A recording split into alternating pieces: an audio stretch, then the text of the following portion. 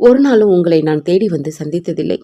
ஆனால் அந்த ஒரு கருப்பு பகலில் மட்டும் உங்களை ஓடி வந்து பார்க்காமல் என்னால் உட்கார முடியவில்லை. ராஜாஜி மண்டபத்தில் உங்கள் இறுதி படுக்கையில் ரோஜா மாலைகளுக்கு மத்தியில் ஒரு ரோஜா மலையாய் கிடத்தப்பட்டிருந்தீர்கள். உங்களை தொட்டு பார்க்க நினைத்து தொட முடிந்த தூரம் வந்தும் தொட முடியாமல் நின்றேன். எம்ஜிஆருக்கே மரணமா? எனக்கு முதலில் மரண பயம் வந்தது. காற்று, சமுத்திரம், வானம், எம்ஜிஆர் இவைகளெல்லாம் மரணிக்க முடியாத சமாச்சாரங்கள் என்று எங்கள் கிராமத்து மக்களைப் போலவே நானும் நம்பி கிடந்த நாட்கள் உண்டு. அன்று அந்த 4வது நம்பிக்கை நசிந்து விட்டது. 47 முதல் 87 வரை 40 ஆண்டு காலம் தமிழர்கள் உச்சரிக்கும் 50 வார்த்தைகளில் ஒரு வார்த்தையாய் இருந்த பெயரை மரணத்தின் மாயக்கரம் அழித்து விட்டதா? இமைக்காமல் கிடந்த உங்களை இமைக்காமல் பார்த்தேன். நீண்ட நேரம் என்னை அங்கே நிற்க அனுமதிக்கவில்லை. ஜனத்திரள் என்னை பிதுக்கியது. சட்டென்று நகர்ந்து ராஜாஜி ஹாலின் ராட்சத தூண் ஒன்றை அடைக்கலம் பற்றி கூட்டத்தை நோட்டமிட்டேன். அங்கங்கே அரசாங்க விதிகளுக்கு உட்பட்டு சிலர் அழுது கொண்டிருந்தார்கள். நிஜ கண்ணீர் வடித்தவர் பலர், நீலி கண்ணீர் வடித்தவர் சிலர், வருத்த கண்ணீர் வடித்தவர் பலர், வாடகை கண்ணீர் வடித்தவர் சிலர், உயிரை கண்ணீராய் ஒழுக விட்டவர் பலர், மிக பலர். என்னால் அழ முடியவில்லை, அழுகை வரவில்லை. ஆனால் மனதில் மட்டும் சோக பனிமூட்டம். நான் ரசித்து காதலித்த ராஜகுமாரா, உனக்கா மரணம் என்று உதட்டுக்கு தெரியாமல் நாக்கு உச்சரித்து கொண்டது. அங்கே கூடியிருந்த அரசியல்வாதிகளில் பலர் நாளைகளை பற்றியே தர்க்கித்துக் கொண்டிருக்க, நானோ உங்கள் நீற்றுகளை நினைத்தை விக்கித்துக் கொண்டிருந்தேன். கண்டியோ வடவனூரோ எங்கேயோ பிறந்தீர்கள். தமிழ்நாட்டுக்குள் பிழைக்க வந்தீர்கள். தமிழ்நாட்டில் பல பேரை பிழைக்க வைத்தீர்கள். கும்பகோணம் ஆணையடி பள்ளியில் வறுமையில் கழித்த வால்டாக்ஸ் ரோடு முகம் பார்க்க முடியாமல் முதல் மனைவியின் மரணம்.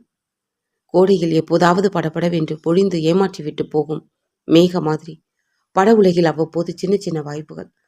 ஒரே ஒரு க்ளோஸ்அப் போடக்கூடாதா என்று மூத்த இயக்குநர்களிடம் முறையீடு. கதருக்குள் இருந்து கொண்டு கலைஞர் மீது காதல். வந்து சேர்ந்த வாய்ப்புகளை சிதறாமல் பயன்படுத்தி கொண்ட செம்மை. 30 வயதுக்கு மேல் வாழ்க்கையில் சந்திரோதயம், 40க்கு மேல் சூரியோதயம். படபடவென்று வளர்ச்சி. மனிதநேயம் என்னும் ஆட்சி காட்சியிலிருந்து கட்சி, கட்சியிலிருந்து ஆட்சி. அப்பப்பா, என்ன வளர்ச்சி உங்கள் வளர்ச்சி! அயல் வீட்டுக்காரருக்கு அறிமுகமில்லாத ஒரு வாழ்க்கையோடு தொடக்கமானீர்கள். அரசாங்க மரியாதையோடு அடக்கமானீர்கள். அன்று கடைசி படுக்கையில் உங்களை கண்டபோது ஒரு சரித்திரம் சரிந்து கிடைக்கிறது என்று நினைத்தேன். ஓர் அபூர்வம் முடிந்துவிட்டது என்று நினைத்தேன். ஒன்றன் பின் ஒன்றாய் ஞாபகங்கள். 20 வயதில் என்னை தூங்க விடாமல் செய்தது காதல். 8 வயதில் என்னை தூங்க விடாமல் செய்தவர் நீங்கள். கதைகளிலும் கனவுகளிலும் நான் கற்பனை செய்து வைத்திருந்த ராஜகுமாரன் நீங்கள்தான் என்று நினைத்தேன். உங்களின் இரட்டை நாடியின் பள்ளத்தாக்கில் குடியிருந்தேன். உங்கள் முகத்தின் மீது மீசை வைத்த நிலா என்று ஆசை வைத்தேன். நீங்கள் புன்னகை சிந்தும்போது நான் வழிந்தேன். வாழ்வீச்சில் வசம் இழந்தேன். உங்கள் பாடல்களிலும் நானும் ஒரு வார்த்தையுமாய், நானும் ஒரு வாத்தியமாய் ஆனேன். ஒரு தாளம் கட்டுமானத்தில் சிரிக்கும் உங்கள் சங்கீத சிரிப்பின் வார்த்தைகளில் சிறகடிக்காத உங்கள் வசன உச்சரிப்பில் நான் கரைந்து போனேன். பெரிய குளம் ரஹீம் டாக்கீஸில் நாடோடி மன்னன் பார்த்துவிட்டு வீட்டுக்கு வந்து தூக்கத்தை தொலைத்துவிட்டு சுவரில் நசுக்கப்பட்ட மூட்டை பூச்சிகளின் இரத்தத்தின் கோடுகளை அந்த படத்தில் வரும் கயிற்று பாலமாக கற்பனை செய்து கொண்டு விடிய விடிய முழித்திருந்தேன். மன்னன் அல்ல மார்த்தாண்டன் என்று உங்களைப் போல் மூக்கில் சைகை செய்ய போய் சுட்டு விரல் நகப்பட்டு சில்லி மூக்கு உடைந்திருக்கிறேன். பிரமிக்க மட்டுமே தெரிந்த அந்த பிஞ்சு வயதில் எனக்குள் கனவுகளை பெருக விட்டதிலும் கற்பனைகளை திருகி விட்டதிலும் உங்கள் ராஜாராணி கதைகளுக்கு பெரும் பங்கு உண்டு என்பதை நான் ரகசியமாய் வைக்க விரும்பவில்லை. 100 சரித்திர புத்தகங்கள் ஏற்படுத்த முடிந்த கிளர்ச்சியை உங்கள் ஒரே ஒரு படம் எனக்குள் ஏற்படுத்தி இருக்கிறது. அந்த பாதிப்பு எனக்கு மட்டும் இல்லை. கொடைபிடித்து கொண்டவர்களையும் எங்கோ ஒரு ஓரத்தில் நனைந்து விடுகிற அடைமழை மாதிரி உங்களை விமர்சித்தவர்களை கூட ஏதேனும் ஒரு பொழுதில் நாசுக்காக நனைத்தே இருக்கிறீர்கள். என்ன காரணம் என்று எண்ணி பார்க்கிறேன். நீங்கள் மந்திரத்தால் மாங்காயோ தந்திரத்தால் தேங்காயோ தருவித்தவர் அல்ல. வரலாற்று ரீதியாகவும் உளவியல் ரீதியாகவும் அகழ்ந்து பார்த்தால் மட்டுமே உங்கள் வெற்றியின் வேர்களை விளங்கிக் கொள்ள முடியும். இந்த மண்ணில் எங்கள் மனிதர்கள் சில நூற்றாண்டுகளாக எதை இழந்துவிட்டு நிற்கிறார்களோ அதையே நீங்கள் தோண்டி எடுத்து துடைத்து கொடுத்தீர்கள். விறுவிறுப்பாய் விலை போயிற்று. உடலும் உயிரும் மாதிரி காதலும் விரமும் கலந்தே விளைந்த களம் இந்த தமிழ் நிலம்.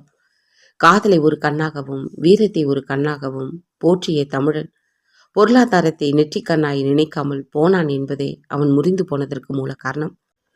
பொருளாதார சிந்தனைக்கே வராத தமிழன் காதலையும் வீரத்தையும் மட்டும் கோவணத்தில் முடிந்து வைத்த தங்க காசுகளைப் போல ரகசியமாய் காப்பாற்றியே வந்திருக்கிறான். இடைக்காலத்தில் தமிழன் அடிமை சக்தியில் சிக்க வைக்கப்பட்டான்.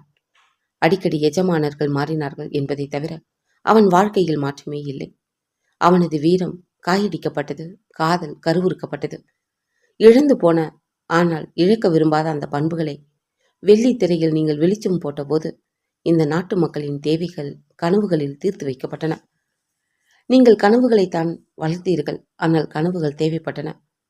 வீராங்கன், உதயசூரியன், கரிகாலன், மணிவண்ணன், மாமல்லன் என்றெல்லாம் நீங்கள் பெயர் சுட்டி கொண்டபோது தமிழன் தன் இறந்த கால பிம்பங்களை தரிசித்தான்.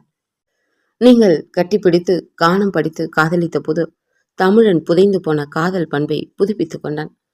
உங்கள் தாய்மொழி மலையாளம் என்பதை மறக்கடிப்பதற்கு, நீங்கள் தமிழ் கலாச்சாரத்தில் கரைந்து போனவர் என்று காட்டிக்கொள்வதற்கும் நீங்கள் எடுத்த முயற்சிகள் முழு வெற்றி பெற்றன.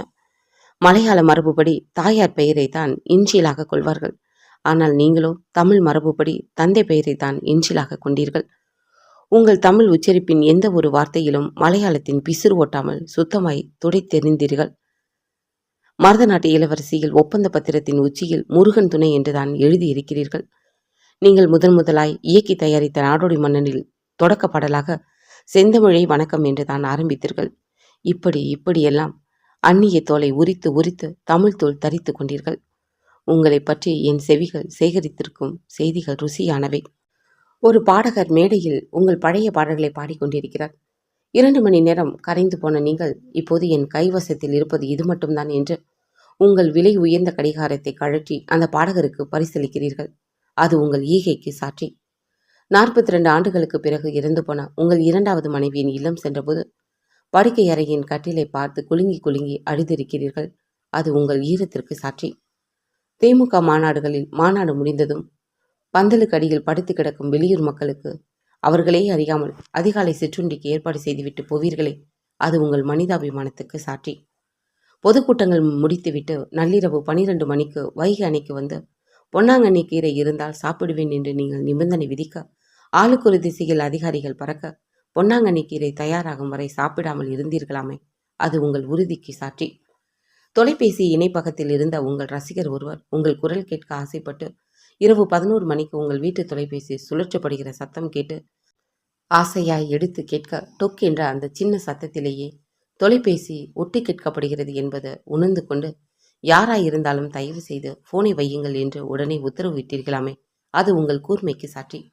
வெளிநாட்டில் கொடுத்த பணத்தை பி. சுசிலா தமிழ்நாட்டில் திருப்பி தர வந்தபோது, ஏன் என்னுடைய உறவை முறித்து கொள்ள பார்க்கிறீர்களா என்று உரிமையோடு மறுத்து விட்டீர்களாமே, அது உங்கள் பெருந்தன்மைக்கு சாட்சி. நீங்கள் முதலமைச்சர். அப்போதுதான் என் பெயரை தமிழ்நாடு மெல்ல மெல்ல எழுத்துக்கூட்ட தொடங்கியிருக்கிறது. என் நண்பர் காமு அரங்கனின் வியர்வை முத்துக்கள் என்ற கவிதை நூலை கலைஞர் வெளியிடுகிறார். நான் முதற் பிரதி பெற்றுக்கொள்கிறேன். கலைஞரின் எழுத்துக்கள் என்னை கவிஞனாக்கின என்று அங்கே பேசுகிறேன்.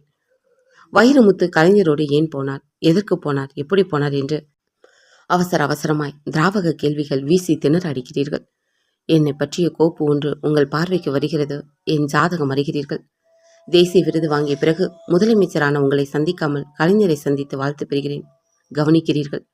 இத்தனைக்கும் பிறகு எனக்கு 2 முறை விருதுகள் தருகிறீர்கள். உங்கள் பெருந்தன்மை கண்டு நெகிழ்ந்து போகிறேன்.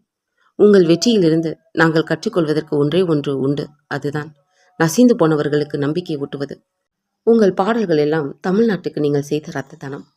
ஒரு பாடலின் பாடலாசிரியன் காணாமல் போவது பாடலுக்கு வெற்றியாகாது என்ற போதிலும், பாடலாசிரியன் முகம் கரைந்து போய் நீங்கள் மட்டுமே முகம் காட்டுவது உங்கள் பாடல்களில் மட்டும்தான். உங்களுக்காக படைக்கப்பட்ட பாடல்கள் என்னையும் படைத்திருக்கின்றன. எனக்கு ஒரே ஒரு ஆசை மட்டும்.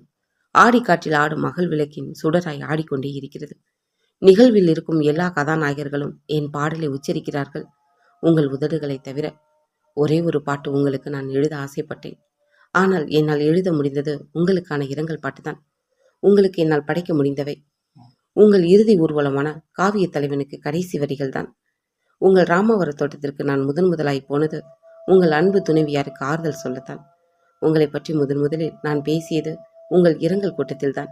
அன்று சொன்ன இறுதி வரியே இன்று என் இறுதி வரி. ஒரே ஒரு சந்திரன், ஒரே ஒரு சூரியன், ஒரே ஒரு எம்ஜிஆர் தான். கரையாத கல்லான உள்ளமும் கரையும். உள்ளம் உருகுதையா தலைவா